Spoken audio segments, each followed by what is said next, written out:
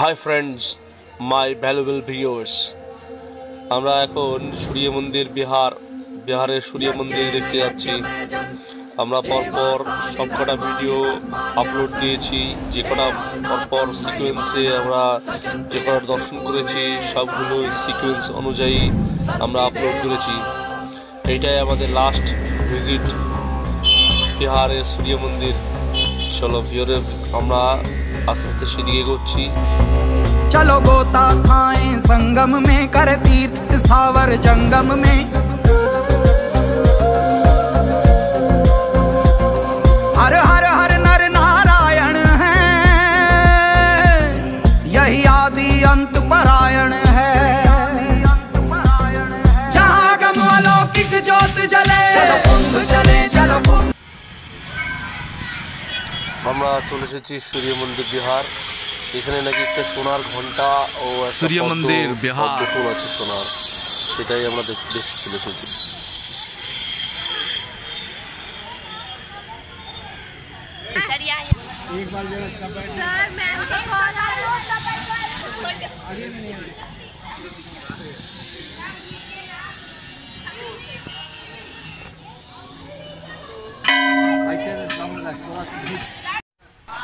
ভাই শরীর বহুত ক্লান্ত, কয়েক দিন রাত জাগা, ঠিক মতন ঘুম নাই।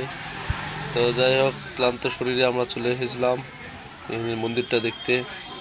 মন্দিরটা সামনের দিকটা জাস্ট রং করা আছে এবং ফুল দিয়ে সাজানো। বাকি অরিজিনাল মন্দির মতনই আছে, কোনো চেঞ্জ করা হয়নি। খালি জাস্ট সামনেরটুকু আর ভেতরের কিছু অংশ রং করা হয়েছে।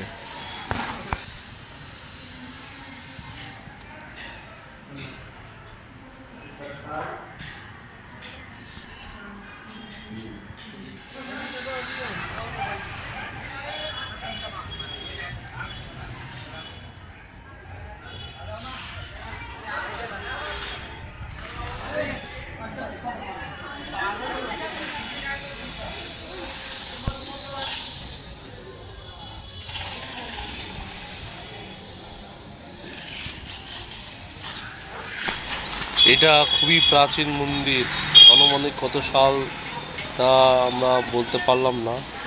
যদি আপনাদের জানা থাকে তো অবশ্যই কমেন্টে জানাবেন।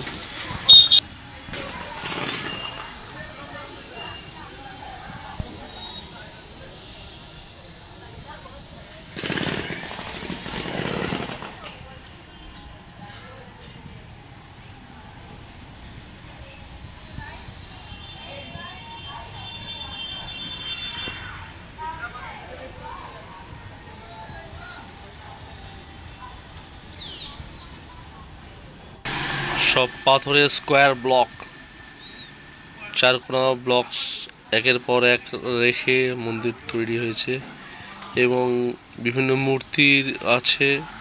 সেই মূর্তিগুলো কিছু অংশ ভাঙাও আছে দেখলাম।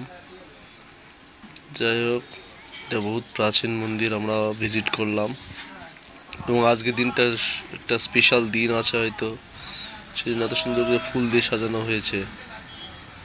আর চারিদিকে নিচে মার্বেল পাথর দিয়ে বাঁধানো।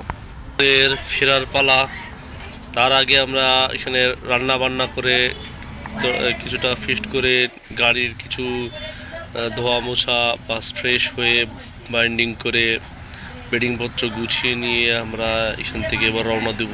আমরা এখানে বিহারেই ছিলাম, ওই সূর্য মন্দিরের কাছেই একটা মাঠে আমরা এখানে ফিস্ট করেছিলাম।